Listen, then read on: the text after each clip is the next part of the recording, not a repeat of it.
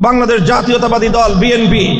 যারা আগামী দিনে বাংলাদেশের রাষ্ট্র পরিচালনা করবার জন্য মসে তেল দিচ্ছেন, আপনাদেরকে খুব ভালো করে বলে রাখি,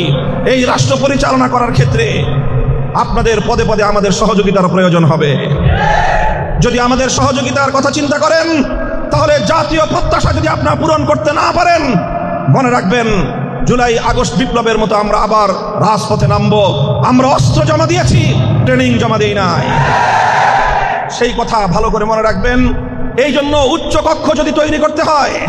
তাহলে পিআর পদ্ধতিতে, যেটা প্রকৃত অর্থবহ একটি উচ্চ কক্ষ হতে পারে, সেইভাবে যদি উচ্চ কক্ষ গঠন না করা হয়, তাহলে এই দুর্বল আর গরিব রাষ্ট্রের উপর নতুন করে আরো 100 এমপি পালন করবার, তাদের ভরণ পোষণ, তাদের বিলাসিতার ভোগ্য সামগ্রী সরবরাহ করবার এই বোঝা